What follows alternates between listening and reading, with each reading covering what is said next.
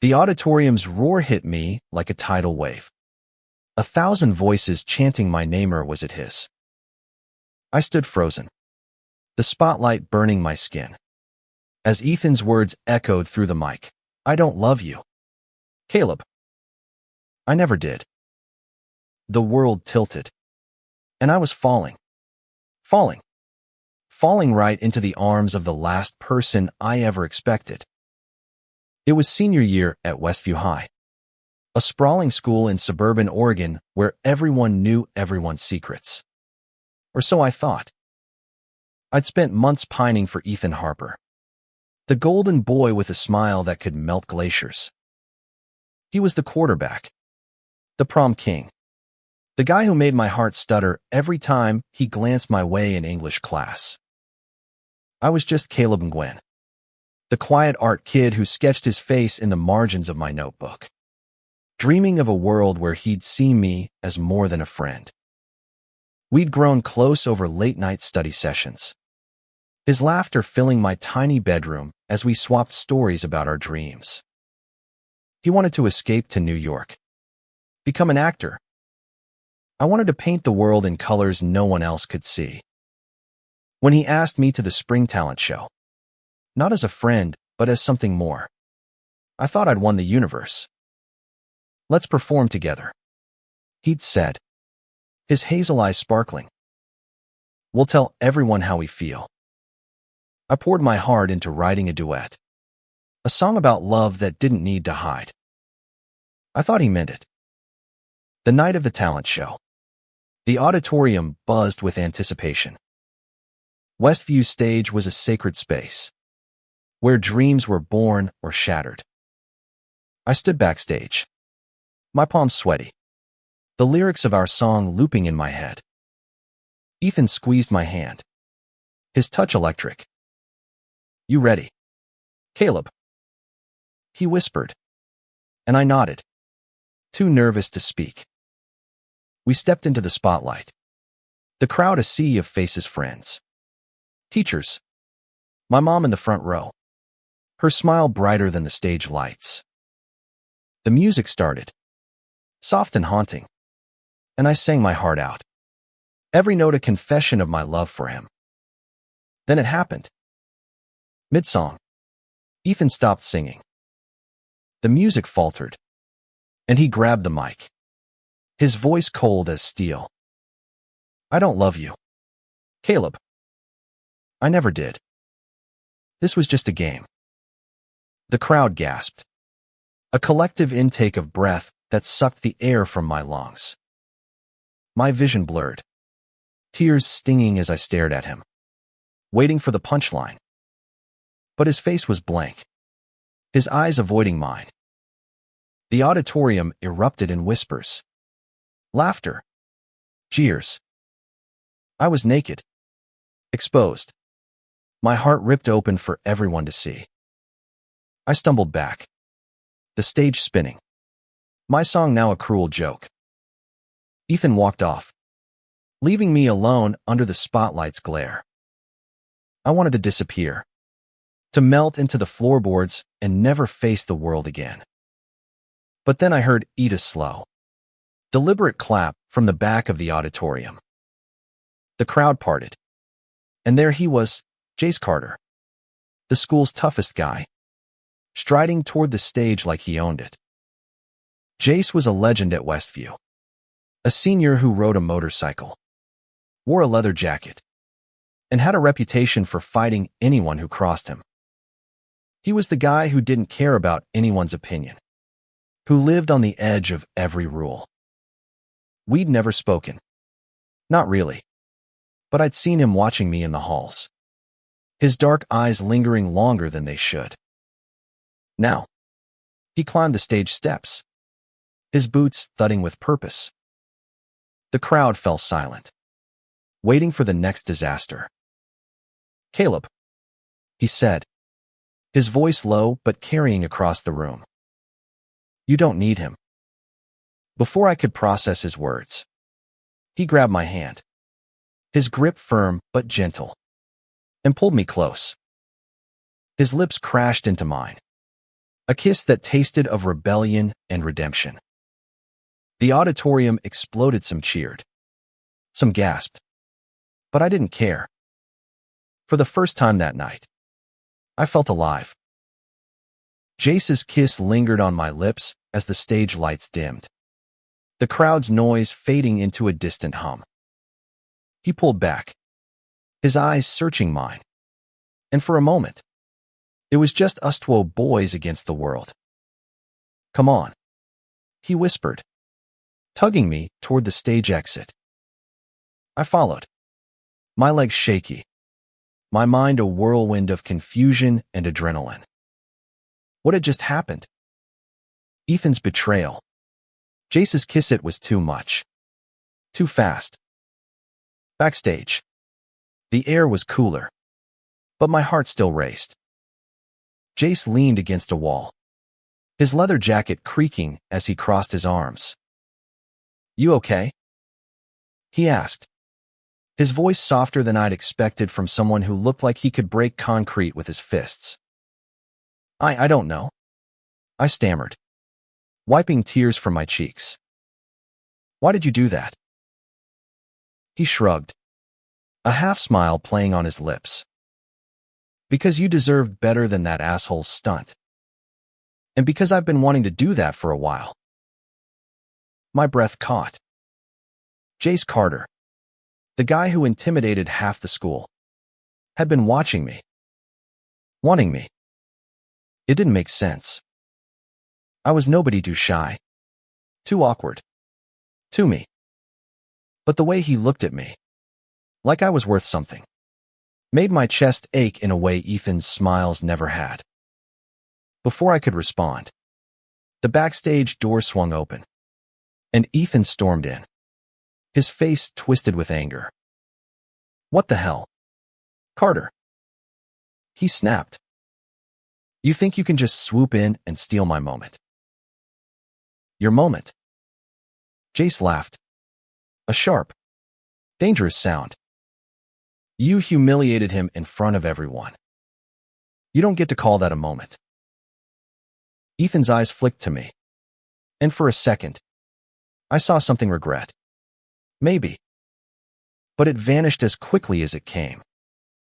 "You're pathetic, Caleb," he spat. "You really thought I'd want you." It was a dare. A stupid dare.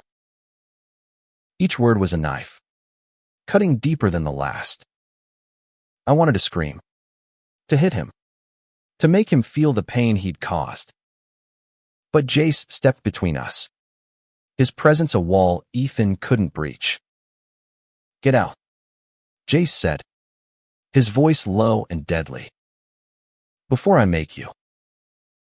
Ethan hesitated, then scoffed and left, slamming the door behind him.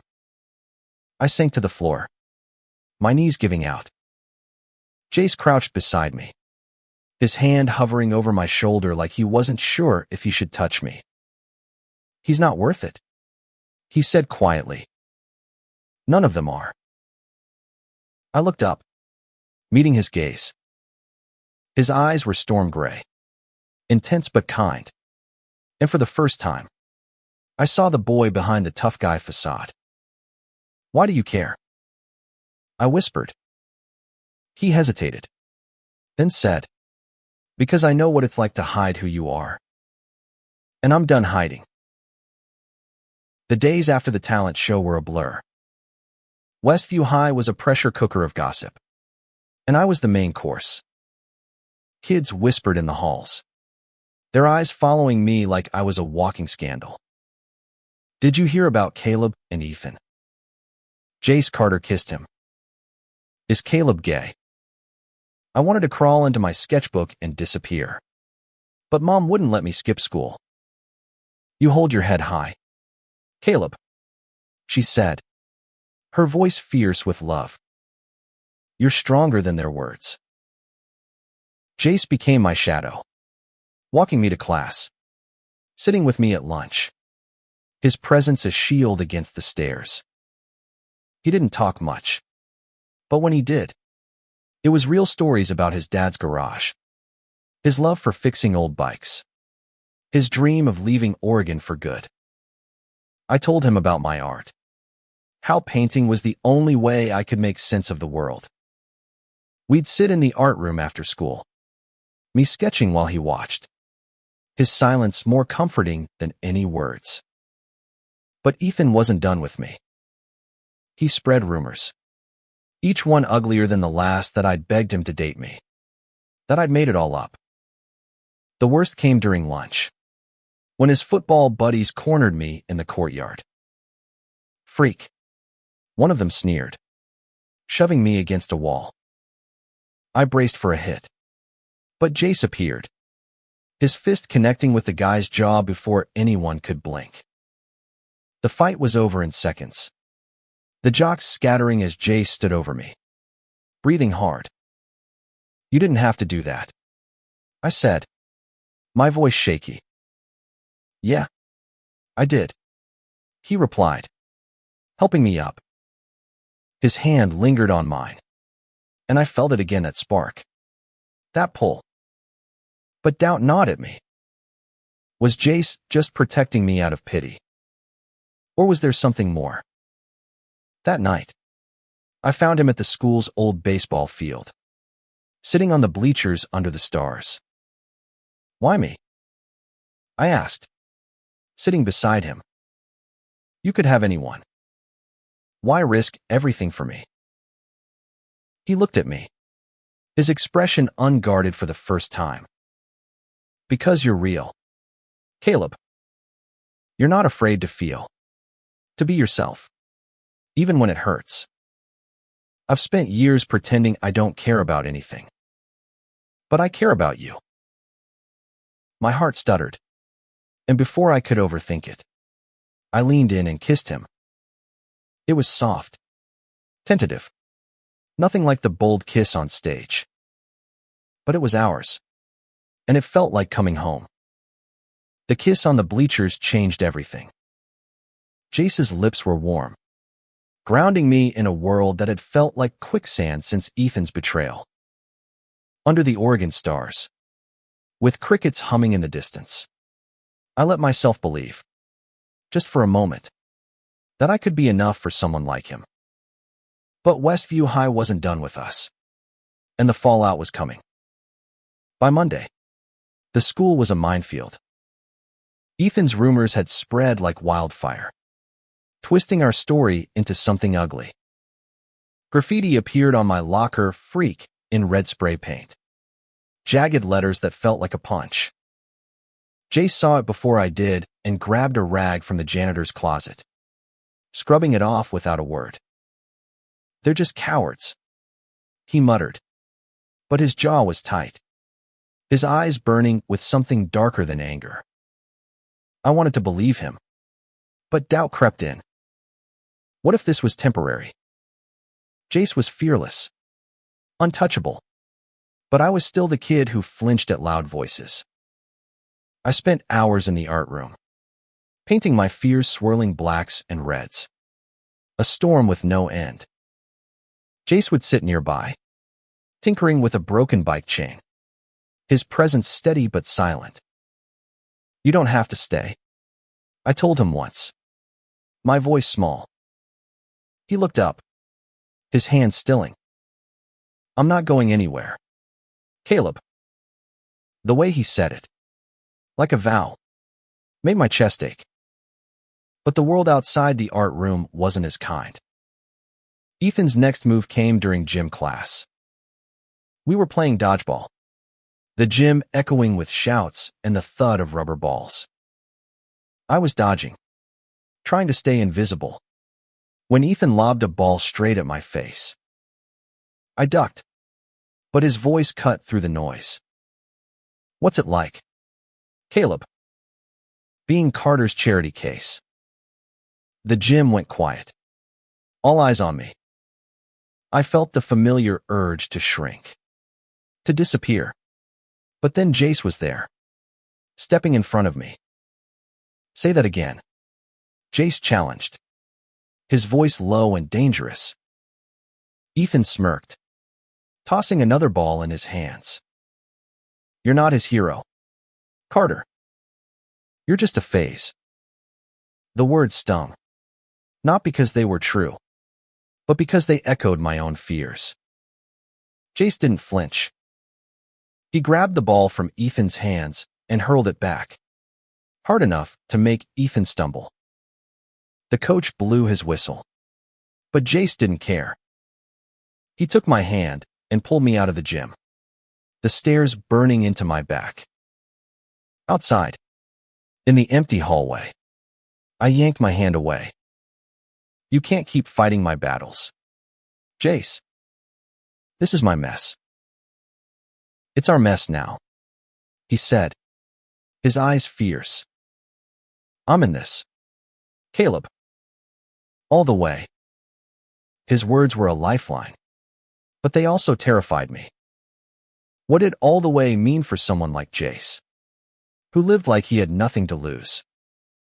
I had everything to lose: me mom's pride, my future, my heart. That night, Mom noticed the shadows under my eyes. Over dinner, her famous foe, steaming and fragrant, she reached across the table and squeezed my hand. You're not alone in this. Contre, she said, using the Vietnamese word for son. Love is worth fighting for, but don't let it break you. I nodded, but her words only deepened my fear. What if Jace was worth fighting for? But I wasn't strong enough. The next blow came at the school's spring fair. A chaotic mix of booths, music, and cotton candy. Jace and I walked through the crowd, his arm brushing mine, a quiet promise in every touch. For a moment, I let myself feel normal, like we were just two guys enjoying a date. But then I saw Ethan by the dunk tank, surrounded by his football buddies. Their laughter too loud, too sharp. He caught my eye and smirked, holding up his phone. My stomach dropped. Minutes later, the fair's projector screen meant for announcing raffle winners lit up with a video. It was me, backstage at the talent show, crying after Ethan's betrayal. Someone had recorded it, and now my pain was on display for the entire school. The crowd murmured, some laughing, some whispering. I froze, my vision tunneling. Jace grabbed my arm, pulling me toward the exit. But Ethan's voice rang out over a megaphone. Look at Caleb, Westview's biggest loser. The words broke something in me. I tore away from Jace and ran, my sneakers pounding the grass until I reached the school's empty parking lot. I collapsed against a lamppost, my breaths ragged, tears streaming. Jace found me, his face etched with worry.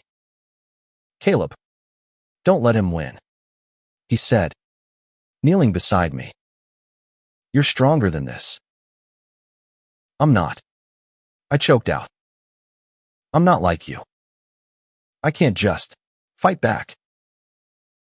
He cupped my face, his thumbs brushing away my tears. You don't have to be like me. Just be you. That's enough. Then he kissed me, slow and deep. And for a moment, the world didn't exist. But the megaphone's echo lingered, and I knew this wasn't over. The school launched an investigation into the video. But Ethan's family had money, influence. He got a slap on the wrist detention. Nothing more. Jace was furious. His fists clenched every time Ethan passed us in the halls. I begged him to let it go, afraid he'd do something reckless, something that would get him expelled. He doesn't get to keep hurting you, Jace said, his voice raw. I won't let him. But I was tired of the whispers, the stares, the weight of being seen. I stopped going to the art room, stopped painting. My sketchbook sat untouched, a reminder of the boy I used to be. Jace noticed. Of course. He always noticed. One afternoon, he dragged me to his dad's garage, a cluttered space filled with the smell of oil and metal. "Pick one," he said, gesturing to a row of old bikes. "What?" I asked, confused. "Pick a bike. We're fixing it together." He handed me a wrench, his grin boyish and disarming. For hours, we worked side by side, his hands guiding mine as we tightened bolts and cleaned chains. It wasn't painting, but it was something that made me feel alive again. When we finished, the bike gleamed under the garage lights, and Jace looked at me with pride. "See, you can build something new out of something broken." His words stayed with me, but so did the fear. Ethan's cruelty wasn't just about might, it was about Jace, too. The rumors had turned on him. Whispers about the tough guy gone soft. I saw the way his shoulders tensed when people stared, the way his fists curled when someone muttered a slur. He was fighting for me, but at what cost? The breaking point came during the school's end-of-year assembly. The auditorium was packed, the air thick with anticipation. I sat in the back, hoping to stay invisible, but Ethan had other plans. He took the stage to accept an award for the football team, his smile smug. Then he looked straight at me and said, "This one's for the real winners, not the losers who think they can play hero." The crowd laughed, and I felt the familiar sting of humiliation. But Jace stood up, his chair scraping loudly against the floor. "Enough," he said, his voice carrying over the noise. He walked to the stage, ignoring the teacher's protests, and grabbed the mic from Ethan's hand. "You want to talk about losers?" Jace said, his eyes blazing. "Look in the mirror. Harper, you're so scared of who you are. You'd rather destroy someone else than face it." The auditorium went silent, every eye on Jace. My heart pounded as he turned to me, his expression softening. "Caleb, you're the bravest person I know, and I love you for it." Jace's words hung in the air, a declaration that shook the auditorium to its core. "I love you." The spotlight found me, and for once, I didn't want to hide. I stood, my legs trembling, and walked to the stage, every step a rebellion against the fear that had held me back. The crowd watched, breathless, as I reached Jace and took his hand. "I love you too," I said, my voice steady despite the tears in my eyes. Then I kissed him, right there in front of everyone, and the world didn't end. The applause started slowly, a few claps from the back, then a wave that drowned out the haters. Not everyone cheered. Some faces were hard, judgmental, but it didn't matter. Jace's hand in mine was all the strength I needed. Ethan stood frozen, his award forgotten, his smugness gone. For the first time, he looked small. The school suspended Jace for disrupting the assembly, but he didn't care. "Worth it," he said, grinning as we left the principal's office. I laughed, something I hadn't done in weeks, and it felt like breathing again. But the victory was bittersweet. Graduation was days away, and with it came the reality that Jace was leaving for a mechanic apprenticeship in Seattle. I'd been accepted to an art school in Portland, close enough to visit but far enough to feel like a goodbye. The night before graduation, we sat on the hood of his dad's old truck, parked by the river that cut through town. The water reflected the stars, a mirror of the night we'd kissed on the bleachers. "What happens now?" I asked, my voice barely above a whisper. Jace took my hand, his thumb tracing circles on my skin. We make it work. Distance doesn't change what I feel. He pulled a small sketchbook from his jacket, one I hadn't seen before. Inside were drawings rough, untrained, but unmistakably his. Motorcycles, stars, my face. You inspired me, he said, his cheeks pink. Thought I'd try to see the world the way you do. I kissed him then, my heart full to bursting. Ethan's betrayal had broken me, but Jace had helped me rebuild, stronger than before. He wasn't my savior, was my partner, my equal, the boy who saw me when I couldn't see myself. Graduation day was chaos, gaps flying, families cheering, the air thick with possibility. Ethan avoided me, his head down, his friends quieter than usual. I didn't care. I stood with Jace, our hands linked, as Mom snapped 100 photos, her smile brighter than the sun. You did good, Contre, she whispered, hugging me tight.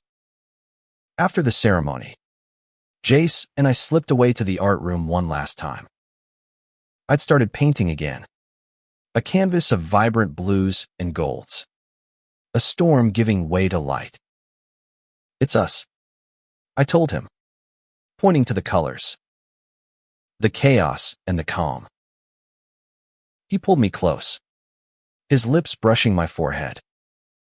I like the calm better, he said, and I laughed, because with him, I did too. Months later, I was in Portland, my dorm room a mess of paint tubes and sketchbooks. Jace's letters arrived every week, scrawled in his messy handwriting, full of stories about Seattle's rain and the bikes he was fixing.